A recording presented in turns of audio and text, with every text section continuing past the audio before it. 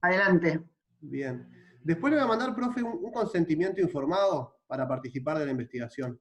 En realidad la única diferencia de este consentimiento informado es que con el tutor hablamos de capaz de incluir alguna cita de los entrevistados en el trabajo sin referenciar, ¿no? Lo que vamos a hacer es entrecomillar la cita, pero sin poner referencia por las dudas que quede fuera de Sí, igual contexto. en mi caso, yo no tengo problema de, o sea, eso manejate vos como, por favor, tratémonos de vos, porque si no yo te sigo tratando de usted y es como medio incómodo. Buenísimo. Pero lo que te quería decir es que no tengo ningún inconveniente y como vos te quieras manejar y como hayas hablado con el tutor o tutora, para mí va a estar bien, seguramente. Igual después te firmo el consentimiento y todo. Muchas gracias, profe. ¿Le cuento más o menos de qué va el trabajo? Sí, Es un trabajo final de grado donde pensamos hablar del fin de análisis psicoanalítico, ¿no? A mí me surgió la duda de qué era que pasaba en el análisis, a dónde iba en realidad, cuándo podíamos decir que terminaba efectivamente el análisis, y bueno, empecé a trabajar desde ahí. Yo arranqué trabajando con análisis terminable e interminable de Freud, ¿no? Empecé por ahí, estuve estudiando bastante ese texto, y en ese texto fue que me aparecieron varias referencias de Ferenczi, al texto problema de fin de análisis de Ferenczi, que yo no lo conocía en realidad, nunca había leído nada de él. Y ahí fui a leerlo y me gustó muchísimo lo que escribió en ese texto, y empecé a leer, leí el de elasticidad, después leí el esquema de psicoanálisis, pasé por varios textos de él y la verdad que me gustó mucho, ¿no? Y después hago una parte más de cerca a lo lacaniano, un poquito a lo que es el fin de análisis para Lacan. Bueno, lo que me pasó acá en Montevideo, yo he hecho varias entrevistas, ya esta es la octava, que casi nadie leyó a Ferenczi, en realidad. Y justo el otro día estaba revisando los cursos de formación permanente de facultad y vi que usted había presentado ese hace unos días, y digo, justo ahora lo agarré tarde y digo, voy a probar llamar a la profe a ver Y bueno, así llegamos, profe, hasta acá. buenísimo. Eh, Bueno, y me alegro también de que pudimos arreglar los tiempos. Yo te había propuesto más tarde simplemente porque estoy en una vorágine, Total, pero dije, ahora. bueno, ahora o nunca, por eso te dije comuniquémonos por WhatsApp, así que todo bien. Sí, entiendo a dónde vas y no sé si vos tenés pensadas unas preguntas o querés que a partir de esto yo converse o Eh, cómo querés manejarte. En realidad las entrevistas se han dado más charlas que entrevistas, son en realidad. Bien, Yo tengo unas preguntas más o menos armadas, pero generalmente se van, ¿no? Es como que quedan por fuera y se da una conversación más que nada al lado del entrevistado que la guía para donde le parece. Lo que sí le voy a pedir, profe, bien. atrás, si usted se puede presentar, cuál es su marco teórico más o menos para tener una referencia. Bien, soy Ana Inés Eras, soy nacida en 1962, o sea, soy de esa generación que en la Argentina quiere decir que cuando teníamos 12 o 13 años comenzó la última dictadura, que espero que no vengan nunca más ninguna otra, pero soy marcada por ese hecho político. Y siempre digo que mi militancia política justamente empezó muy temprano, más o menos a los 10 años, aunque parezca curioso, pero es cierto. También porque en mi familia había una tradición de militancia política vinculada al socialismo más bien, y con los acontecimientos de Chile y Argentina, bueno, esas cuestiones que pasaron entre mis 10 y mis 13 años me marcaron muchísimo. Por lo cual, toda mi entrada al trabajo académico es en realidad una entrada desde el activismo, si se quiere. Eso lo quiero decir porque me posiciona en un lugar a veces un poquito diferente al de otros colegas, porque mi pensamiento sobre lo que hago es siempre un pensamiento de intervención. Es decir, eh, trabajo haciendo investigación, pero con una forma que la hemos venido denominando investigación colaborativa de propiedad colectiva. Y mi especialidad, o sea, yo estudié historia en la Universidad de Buenos Aires, pero también al mismo tiempo estudié el profesorado de educación física y trabajé en escuela y en vida al aire libre muchos años. Es para mí mi primer amor. Y siempre es como que estoy volviendo de alguna manera y además quiero hablar de esa formación con mucho respeto porque es una formación que a mí me ha permitido generar transformaciones bastante interesantes en los ámbitos académicos informadas por mi lectura de lo corporal. Así que también lo traigo porque tiene que ver y tiene que ver con Ferenczi. Ahora voy a hablar un poquito de eso. Bien. después tuve la oportunidad de presentarme y ganar un concurso para estudiar en la Universidad de California con una beca Fulbright que hice, a ver, yo me fui a los Estados Unidos en el año, o sea, concursé en el año fin del 89, porque esas becas llevan 2 años para concursar, así que finalmente, o sea, hasta que pasó todo el proceso, fui a estudiar a los Estados Unidos en el año 91. Ese es el Y doctorado, ahí profe. hice la maestría y el doctorado en la Universidad. Sí, en la Universidad de California, y mi especialidad ahí, o sea, las hice dentro de lo que se llama la escuela de educación ahí, pero el modo de pensar la formación es muy diferente. Entonces ahí, ni bien uno empieza, elige una especialidad. La mía fue Language, Culture, Literacy, o sea, lenguaje, cultura y alfabetización. Pero dentro de esa especialidad hice la formación singular en la combinación de etnografía y sociolingüística interaccional. Y estudié desde siempre procesos de aula y procesos educativos y de aprendizaje. Inclusive antes de ir a los Estados Unidos, yo trabajaba como profesora de educación física en una cooperativa de trabajo que gestionábamos una escuela. O sea que tengo un tránsito en esa escuela de 7 años, a la vez como profe y como socia cooperativista.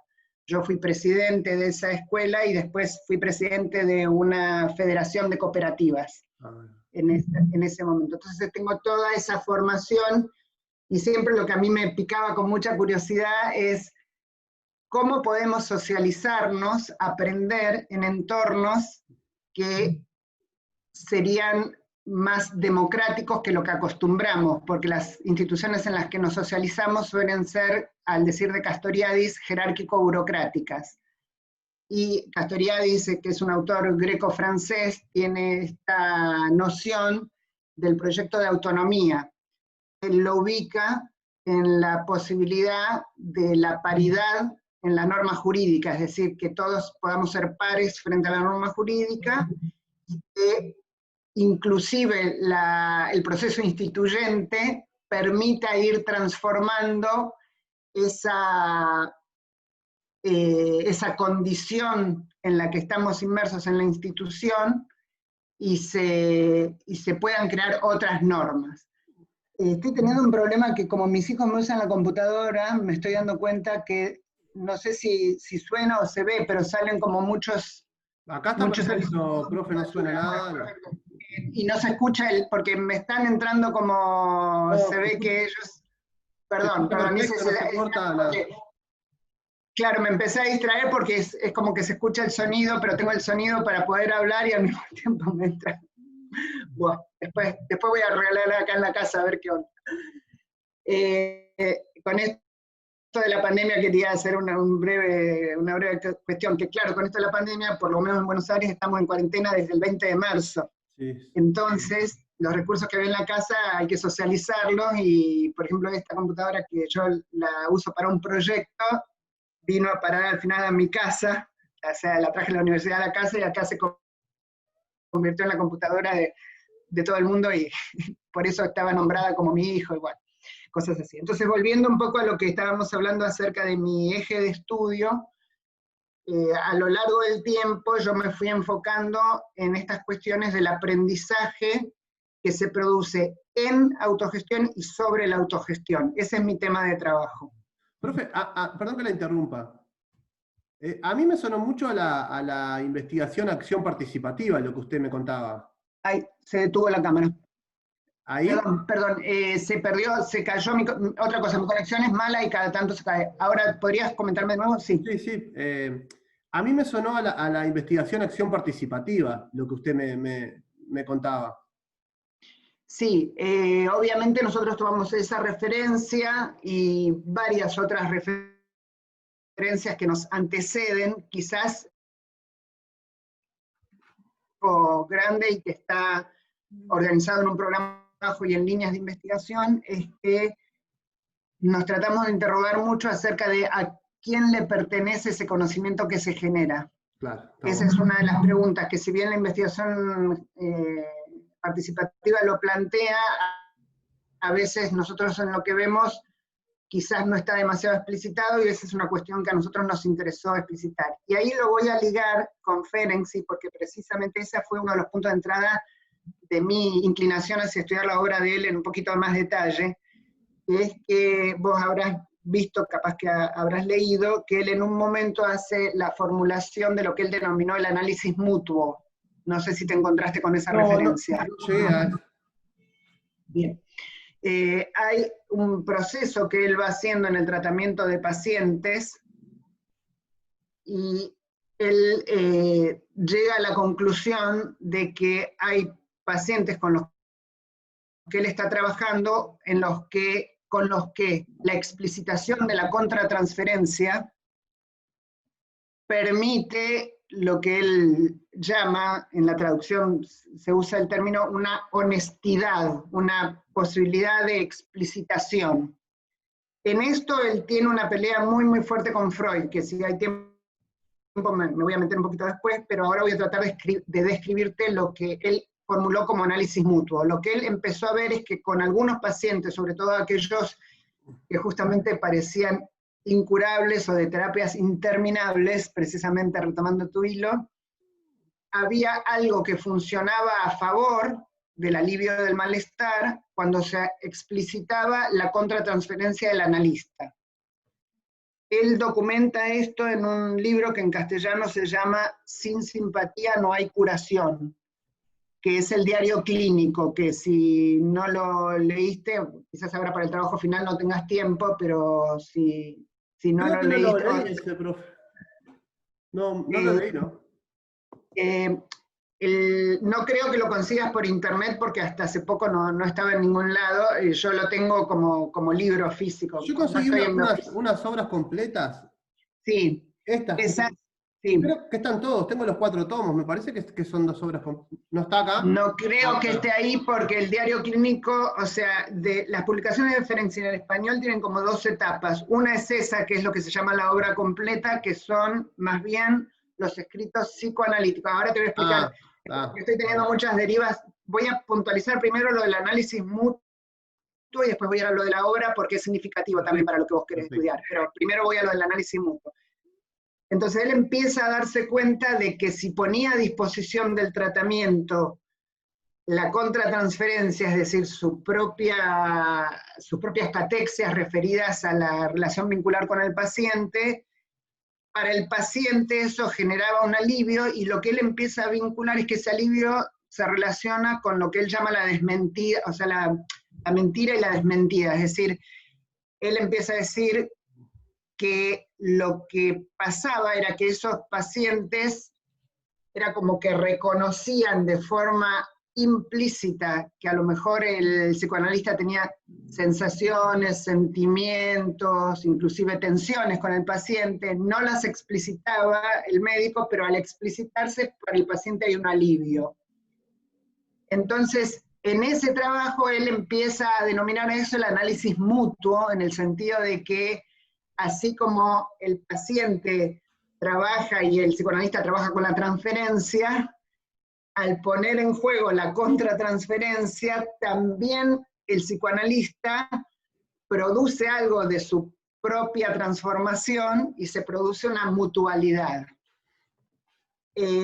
Inclusive en el diario clínico, él tiene porque el diario clínico es, como su nombre indica, un diario, en donde él va anotando desde el 32 hasta el 33 en que fallece, más o menos a veces hace notas diarias, a veces mensuales, y va anotando como si fuera el backstage, ¿cómo se dice?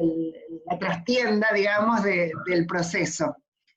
Y lo que va diciendo es, por ejemplo, hoy pasó esto con tal paciente y yo puse a disposición de ella mi incomodidad acerca de su modo de hablar, y ella entonces ahí tiene como una especie de alivio inmediato, o sea, él empieza a documentar esto y va explicando cómo esta relación paciente-médico se va moviendo en este espacio de lo mutuo. Ese concepto de la mutualidad, en su momento, te estoy hablando más o menos hace 10 años, yo lo empecé a tomar referido a lo que vos llamaste la investigación-acción participativa, es decir, cómo hacemos para explicitar que en esos momentos de investigación en realidad estamos todos aprendiendo y cada uno venimos con nuestra situación a resolver y que lo que ocurre ahí es un entramado, en todo caso. Eso sería como una deriva que ahora no creo que tengamos tiempo de tratarla porque nos vamos a ir para otro lado, pero así ingresó en nuestro equipo de investigación ese concepto. Sin embargo, lo que yo empecé a ver, ya yo conocía algo de la obra de él, pero no la conocía bien en ese momento, después me dediqué a estudiarla, hice una formación bastante fuerte al respecto. Empecé a ver esto que sí te quería comentar acerca de lo que él va publicando a través del tiempo. Hay 3 periodos más o menos de su obra, que sí tienen relevancia con lo que vos querés conocer. El primero es lo que se conoce como los escritos pre-psicoanalíticos, que el primer escrito que él hace es 1899, y ese periodo termina en 1908, que es cuando él conoce a Freud. En esos escritos, la investigación que yo hice, que está documentada en uno de los libros que te pasé el link, ya se ve que él en realidad estaba pensando en esto, estaba pensando de forma con la cura por la palabra, porque él denominó el psicoanálisis en húngaro, la traducción que él hizo fue cura por la palabra. Freud le insistió mucho en que no usara ese término y que lo llamara psicoanálisis, que usara el término psicoanálisis tal cual, porque Freud estaba tratando de instalar el psicoanálisis como una corriente, entonces no quería que le vinieran como con otros nombres. Pero Ferenczi se mantuvo a lo largo de su carrera con esa tensión, es decir, hablando de la cura por la palabra. Entonces, la cura por la palabra que Ferenczi ejerció ya empieza antes de que él se considerara a sí mismo y se formara como psicoanalista. Y algo que es muy distintivo de esas obras, que en realidad están, la mayoría, casi todas, son escritas en húngaro. Esas obras se tradujeron en castellano hace relativamente poco. Hay muchas de esos escritos que son breves informes clínicos que él hace de pacientes que atendía en un hospital. Él estaba en el servicio médico del hospital, y ahí él empieza a ver que había síntomas de orden físico, somáticos, que se alivian a través del tratamiento de la psique. Digamos, él va empezando a enunciar esto. Ahí él lee la obra de Freud, pero él mismo es crítico de la obra de Freud al principio, pero después, en 1907, empieza a pensar que en realidad lo que él está haciendo tiene mucho que ver con lo que está diciendo Freud, así que se propone conocerlo y lo conoce, y ahí se empieza a formar como psicoanalista. Y algo que él documenta, después vienen todo lo que se conoce como los escritos psicoanalíticos, que van de 1908 más o menos hasta 1925, aunque él después sigue publicando. Pero ¿por qué digo esto? Porque ahí es donde él publica una obra que se llama Thalassa, que es T-H-A-L-A-S-S-A, que es una palabra griega, que en húngaro él la llamó catástrofe. Y cuando publica esa obra tiene un fuerte rompimiento, o sea, tiene otra de sus debates muy intensos con Freud. Y parte de lo que pasa ahí justamente es que se pone en juego de nuevo esta observación sobre el poder del psicoanalista sobre el paciente, porque parte de lo que él dice con respecto a la cura, terminable, interminable, cuando podemos decir que un proceso termina, lo que fuera, es que él se ubica en pensar la relación entre paciente y médico como una relación de poder, y la interroga. Desde ese punto de vista, él hace una fuerte interpelación a la institución psicoanalítica, o sea, al psicoanálisis como institución. Y de eso puedo hablar un largo rato, pero por ahí no sé si meterme tanto ahora. Pero sí te quiero comentar que esa obra que él publica en el 25, en realidad la había empezado a escribir en el 14.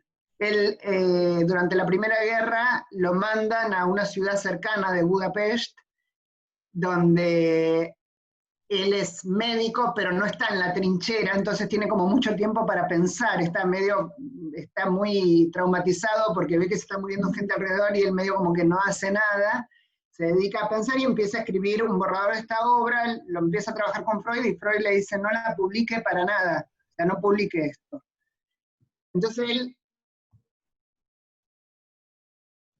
pero de nuevo, parte de lo que está ocurriendo ahí es esta interpelación a la institución psicoanalítica como una institución de poder, que por ejemplo él habla en algunos de sus trabajos sobre el poder no facilitador del diagnóstico, es decir, que el diagnóstico es a la vez una herramienta que sirve para ubicar cómo trabajar con el paciente, pero a la vez puede ser una especie de condena, digamos. Entonces, ese debate que él da, de nuevo, es como que él, bueno, y después en el 32 él publica otra obra que se llama Confusión de Lenguas. Esa obra es como que termina siendo el rompimiento total con Freud, bueno, y él se muere un año después. Y en esa obra él hace no solamente una interpelación a la institución psicoanalítica, sino a la institución, a la sociedad burguesa, a la sociedad de su época, y lo que él trabaja en Confusión de Lenguas, en realidad lo que él dice es que los niños y niñas muchas veces tienen una intención de amor con los adultos, y los adultos hablan otra lengua, sobre todo en situaciones de abuso, y responden con la lengua de la genitalidad cuando los niños hablan la lengua del amor corporal inocente, por decirlo así. Entonces él toma esos dos registros corporales como dos lenguas diferentes y dice que en realidad los adultos se aprovechan de esa confusión de lengua y está denunciando a lo que ocurría en la sociedad de su época, a lo que Freud tampoco quería entrarle. Entonces ahí es como que ya se produce una tensión muy, muy fuerte con Freud, y la razón por la cual el diario psicoanalítico no es publicado, o sea, probablemente no lo conozcas porque es una obra que se publicó y se tradujo muchísimo más tarde, porque ahí hay como un montón de chismes de la época, por decirlo así, peleas y cuestiones que también están documentadas en las cartas. En castellano hay 4 volúmenes de cartas entre Freud y Ferenczi, porque después hay otras cartas que no están traducidas al castellano, que están en alemán y en inglés, pero no en castellano. Y ahí en las cartas, en el diario clínico, hay mucho de esto que te estoy explicando, que es como una especie de trastienda, que queda un poco velada y que se da a conocer recién a partir de mediados de los 70, bueno, en castellano en realidad en el año 89, es decir, mucho, mucho, mucho, mucho después. Inclusive Jones, que es el primer biógrafo de Freud, hace toda una acusación a Ferenczi y dice que Ferenczi se volvió loco. Y en el último año de su vida, Ferenczi sufre este acoso por parte de Jones, que lo separa completamente de los vínculos con sus colegas, y con el único que él se queda muy ligado es con Georg Grodek, que es otro psicoanalista que tuvo una forma terapéutica también muy diferente, inclusive él es el que acuñó el concepto del ello, que Freud se lo roba a Grodek, y publica, bueno, pero esa también sería como otra deriva. No sé si lo que te estoy comentando Sí, va en línea lo que... muy, muy interesante todo. Yo esto no sabía nada, ¿no? No había leído nada de toda esta parte. Era como... si podés leer en inglés, no sé si vos lees en inglés Sí, o... leo, sí. Ahí te pasé un artículo que yo publiqué el año pasado. En ese artículo en realidad lo que yo hago es marcar algunas líneas de continuidad, como del legado de Ferenczi, que yo fui bien, o sea, una de las líneas que marco muy fuertemente es esto que trabajé en el curso ese que acabo de dar, que es que yo a veces digo, un poco exageradamente tal vez, pero que Ferenczi es el primer institucionalista, porque él hace este posicionamiento muy, muy fuerte, de decir, bueno, al mismo tiempo que estamos analizando pacientes, nos tendríamos que analizar nosotros como médicos y como sociedad, interpelar las instituciones de nuestra época. Él es el que empieza a insistir con lo que después se llama el análisis didáctico, es de él la idea.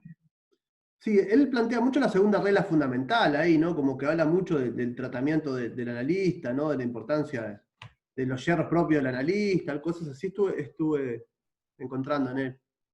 Sí, inclusive él tiene un escrito de los escritos preanalíticos, que después si querés yo te lo ubico y te lo mando, porque yo lo tengo traducido al castellano, y si querés después hacerme acordar, por favor, poneme un correo para que yo me acuerde, que es un escrito que se llama algo así como sobre los errores del médico.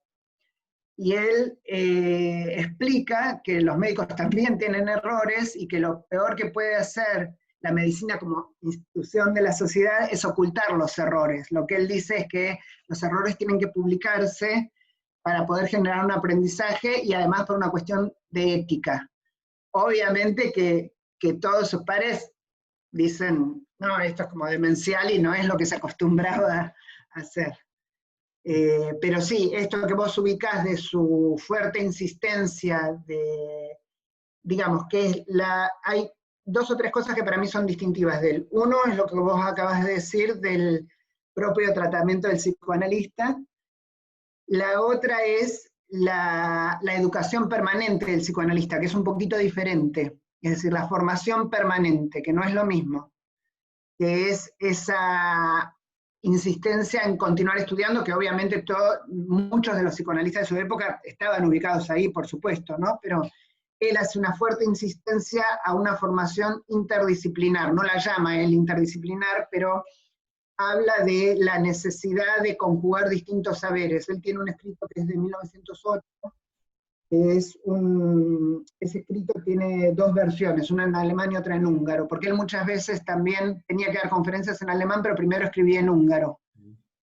Y después lo traducía, y hay algunos de esos textos que se conservaron las dos versiones y son diferentes, eso es interesante también. Pero en ese escrito, él habla sobre la educación de la época y dice que para pensar en la educación es absurdo que solo lo piensen los pedagogos. Entonces dice, también la tienen que pensar los médicos, la familia, inclusive empieza a decir las personas que son abogados y jueces, tanto que ese mismo año da una conferencia para jueces y abogados. Entonces esta cuestión de la formación permanente, pero ubicada en la interdisciplina, es otra característica de él.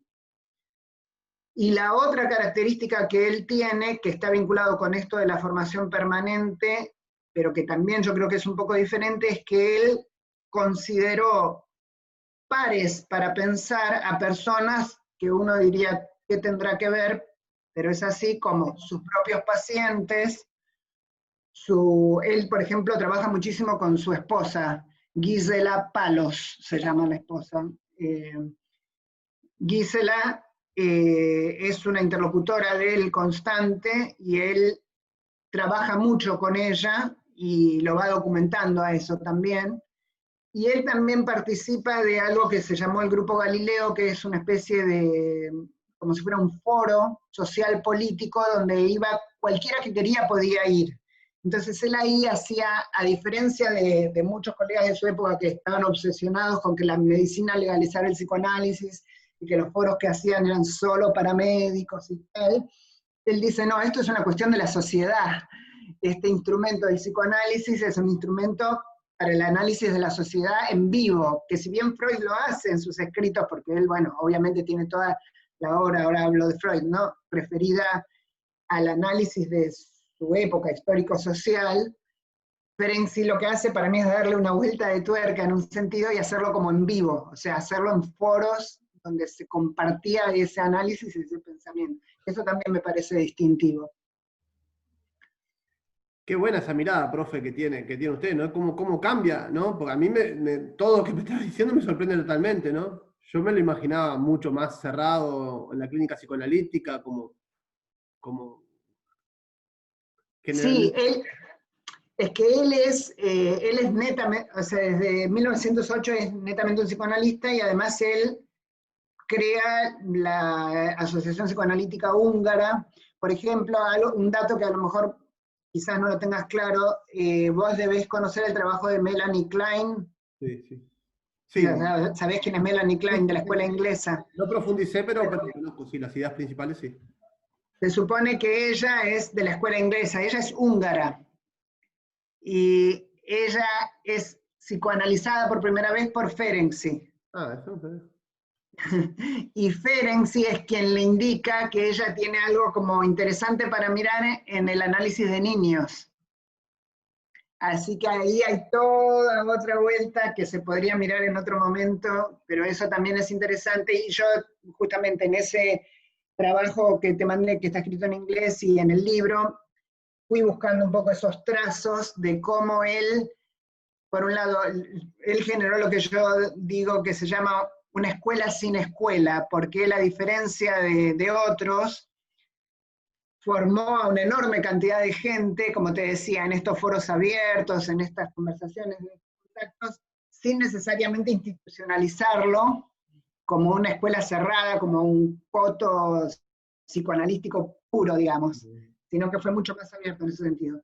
Además, él es el primero que es designado en la historia de Occidente como catedrático de psicoanálisis en la universidad, que es un cargo que igual no llega a ocupar porque en Hungría se producen unas revoluciones políticas y ahí es como que toma el gobierno una derecha muy recalcitrante que finalmente lo deja sin la cátedra, pero él es el primero que, él ya tenía esa visión de que el psicoanálisis tenía que ingresar como materia a la universidad y es como que lo logra, y bueno, después se lo arrancan de un plumazo, pero bueno, pero también tiene esa situación. Y la otra situación que creo que es distintiva de la comparación con Freud o de otros, es que él siempre trabajó como médico común, para una mutual de seguros. O sea, él mantuvo ese trabajo. Y yo creo que ese hecho también lo coloca en una situación mucho más, ¿cómo puedo decir?, menos aislada que otros de sus contemporáneos, al tener esa clínica que es una clínica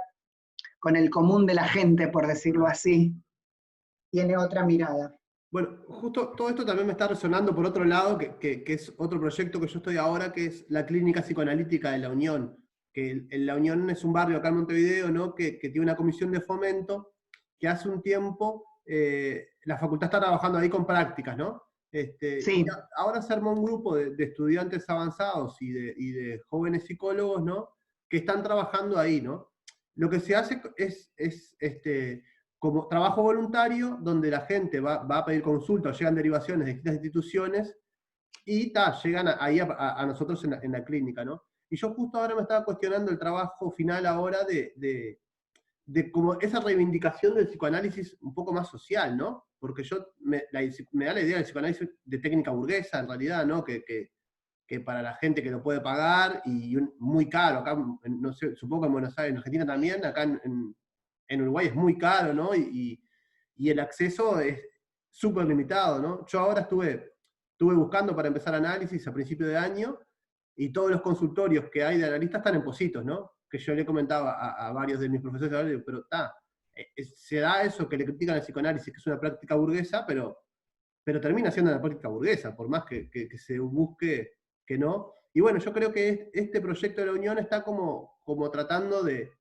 moverlo de ahí. Por lo menos fue lo que yo le planteé al profesor el otro día, que a mí me da esa impresión de que como que el psicoanálisis está buscando llegar a otro lugar y con esto que estoy escuchando ahora es como que va por ese lado también, ¿no? Como que es posible, da la impresión. Sí, en ese sentido quizás te puedo dar algunas referencias que son, durante la época que vivió Ferenczi, hubo un movimiento que en alemán se llamó Freiklinik, que se escribe F-R-E-I latina, Frei, y otra palabra con K es Klinik, o sea, la clínica libre. Y la clínica libre tuvo algo así como 14 clínicas libres a lo largo y a lo ancho de Europa, inclusive en la Unión Soviética. Y lo que el postulado de la clínica libre era este que vos estás diciendo, es decir, cómo hacer para que el psicoanálisis no quede atrapado como una técnica burguesa y permita el acceso al alivio de malestar por parte de cualquiera que lo necesite. Por ejemplo, en algunas de esas clínicas libres, lo que se hizo es buscar financiamiento, esto era bastante corriente en la época, había algunas personas en ese momento, familias que tenían muchísimo dinero y que su orientación, digamos, era de corte socialista, entonces juntaban el dinero con la ideología en ese sentido y donaban parte de sus fortunas a proyectos como las clínicas libres. Después, si te acordás de esto y si querés, poneme también en el correo que te pase porque hay un libro que yo consulté, hay un libro que es solo sobre las clínicas libres, yo lamentablemente no lo tengo ese libro porque lo tenía con un sistema que tenía mi universidad antes que me permitía bajarme libros en préstamos de unas bibliotecas, y ahora como no hay fondos lo suspendieron y no tengo acceso, pero tengo la referencia y tengo bastantes notas tomadas y tal. Pero más allá de ese libro, vuelvo a lo de la clínica libre, el pensamiento por detrás es el mismo el que vos estás diciendo, y en ese momento de tiempo, más o menos entre 1918 y 1925, se hicieron muchas experiencias de ese tipo, y en cada una de las instituciones quizás el acuerdo era un poco diferente. Por ejemplo, había lugares donde los que gestionaban la clínica se mantenían en el hecho de que los pacientes algo tenían que pagar por esta cuestión de la relación con el dinero y el tratamiento. Entonces insistían en que en realidad se fijara el honorario de acuerdo a la posibilidad. En otros lugares no, era sin pago. Entonces había como, en otros lugares lo que se hacía era que se hacía como un banco de horas. Por ejemplo, si tú y yo fuéramos psicoanalistas, nos asociábamos a una clínica libre y decíamos, bueno, yo por mes dono 10 horas mías gratis sin cobrar. Entonces, bueno, te alerto sobre esto porque por ahí en esa historia se te pueden presentar como muchas ideas de este tipo. La otra cuestión que por ahí resulta interesante es que acá en Buenos Aires se está haciendo ya hace tiempo, y también te puedo conectar con un par de personas que lo llevan adelante, en centros de salud mental públicos se hacen distintos dispositivos, que en Uruguay yo vi que hay muchos parecidos, en donde, digamos, por un lado está lo que yo vi ahí en Montevideo, que es lo que tú dices, que la universidad a través de sus cátedras genera proyectos, quizás algo que es un poco complicado. Me acuerdo que cuando yo estuve el año pasado, o el anteaño, en el congreso allá, estuve en una mesa donde se hablaba de estas relaciones, y un poco, ahí había personas que eran los usuarios del sistema de salud, y ellos, me acuerdo que decían, lo que me complica a mí es que las caras me cambian todo el tiempo. Me acuerdo que eso me resultó interesante para pensarlo, porque es cierto, claro, desde el punto de vista de la universidad está bueno, porque da formación profesional, son proyectos sociales, toda esa línea que está buenísima. Desde el punto de vista del usuario, en pasar, bueno, digamos, mucha gente, ¿no? A mí me pasó que yo hice una práctica hace un par de años en la Radio Vilar de Voz, que es un proyecto de estos Sí. de facultad. Cuando terminó la pasantía en un año, ¿no? Me dice la profesora que yo tenía que decir que no iba a venir más, ¿no? Y yo le digo, no, yo no voy a decir que no voy a venir más, ¿cómo voy a decir eso? Y me dice, no, sí, porque vos tenés que explicar, porque el proceso, no sé. Tuvimos una discusión fuerte con una docente que yo aprecio un montón, ¿no? En realidad, en buenos términos la discusión, ¿no? Yo al final no dije que no iba a venir más, no, sí, tuvimos una despedida, pues yo pensaba seguir yendo, en realidad.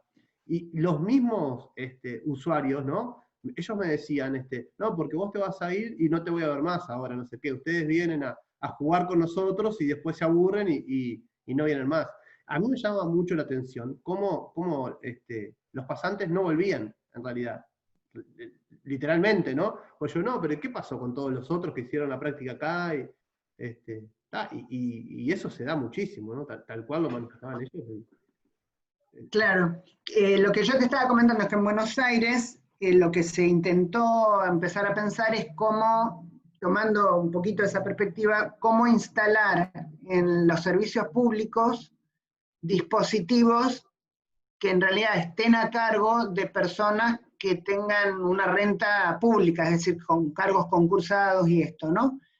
Pero a la vez, en algunos de esos lugares, por ejemplo la Clínica 1, yo estuve haciendo un trabajo voluntario con ellos durante 2 años, hasta ahora no lo hago en realidad porque por la pandemia no lo estamos haciendo, pero en la Clínica 1, y si querés te puedo comunicar con la gente que hace ese trabajo, ellos lo que trataron de hacer es ampliar las formas posibles de trabajo, un poco como hacen ustedes a través de la radio, bueno, proyectos parecidos, pero a la vez tratando justamente de sostener trayectos de formación permanente. Entonces, en realidad yo estuve como voluntaria en ese trayecto de formación permanente. Y ahí lo que se hacía era justamente tratar de trabajar desde estas nociones de cómo sostener los procesos de formación de quienes, como ustedes que están en la universidad, hacen eso por formación, pero a la vez escuchar la otra parte del usuario, es decir, se iban trabajando estos núcleos de sentido para proveer un servicio de salud público que fuera lo más ajustado posible al contexto. Y entonces ellos trabajan con la noción de clínica ampliada, que a lo mejor habrás escuchado, y que tiene que ver con esta posibilidad de pensar toda clínica en su contexto social político. Entonces, bueno, un poco ese es el encuadre. Yo me voy a tener que ir yendo porque tengo que comer y después tengo que seguir trabajando a las 2 de la tarde, así que, pero si querés preguntarme algo más, decime quizás unos minutitos más, alguna pregunta que hubieras tenido que... Si quieres, así, para cerrar bien referido al tema, alguna reflexión acerca del fin de análisis para Ferenczi, de la opinión de él. Sí, en realidad creo que algo que hay que leer con atención es que, un poquito lo que yo te decía antes, que como la obra de él tiene, como la obra de todos nosotros, ¿no? Va pasando por el tiempo y por las situaciones que él va enfrentando, te diría que el núcleo más fuerte para mí de esta cuestión del análisis y del fin del análisis, yo lo reformularía como una pregunta sobre el poder entre paciente y analista y un tipo de poder que él siempre anheló y que trató de construir, que fuera un poder en mutualidad. Por eso te traje la referencia al análisis mutuo. Y me parece que en el caso de él, o sea, no me atrevo a decir esto mismo para Freud ni para Lacan, pero en el caso de Ferenczi, la pregunta sobre el fin del análisis está ligada a esta fuerte insistencia en un análisis de las instituciones y del psicoanálisis como institución de la sociedad también. O sea, ahí hay algo que me parece que es fuerte y hay que seguirlo mirando. La otra cuestión que él escribe también en un momento referido a esto del fin del análisis o no, es acerca de la relación del psicoanalista con las interpretaciones. Él se posiciona fuertemente acerca de revisar con mucha cautela cuál es la razón de la interpretación, y lo que dice es, él formula algo así, dice: tengo la impresión de que a veces la interpretación que hacen los psicoanalistas satisface al propio psicoanalista en aspectos que él tiene sin examinar. En ese sentido, lo liga con esta cuestión de que a veces el paciente queda cautivo de una mirada del psicoanalista que podría llevarlo a estar permanentemente en una relación psicoanalítica, cuando a lo mejor ese mismo paciente ya se está moviendo para otro lugar y es el médico, en todo caso, el que no alcanza a ver que su imposición de la interpretación quizás no permita liberar otras cuestiones. Por eso yo te decía antes que él insistió mucho con esto del examen de la contratransferencia, inclusive de ponerlo en disposición para el análisis. Entonces, la pregunta sobre el fin del análisis para mí se ubica por lo menos en estos dos pilares: la cuestión del poder y la cuestión de la herramienta de la interpretación, que en definitiva también remite a este poder no examinado, por decirlo así, pero bueno, por ahí. Bueno. Espero que te sirva, no sé si me fui muy por las ramas porque... Buenísimo todo, una visión súper amplia que yo no tenía ni cerca, ¿no? Había leído nada de esto en realidad. Le agradezco muchísimo su tiempo y su buena voluntad, le pido disculpas por la molestia. No me resulta ninguna molestia, porque además todo esto, obviamente, como te das cuenta, me apasiona, simplemente que justo estoy en un momento del año muy complicado y por eso te había pedido para, por ahí, si ese otro momento, a lo mejor dispongo de más tiempo, pero ahora estoy como muy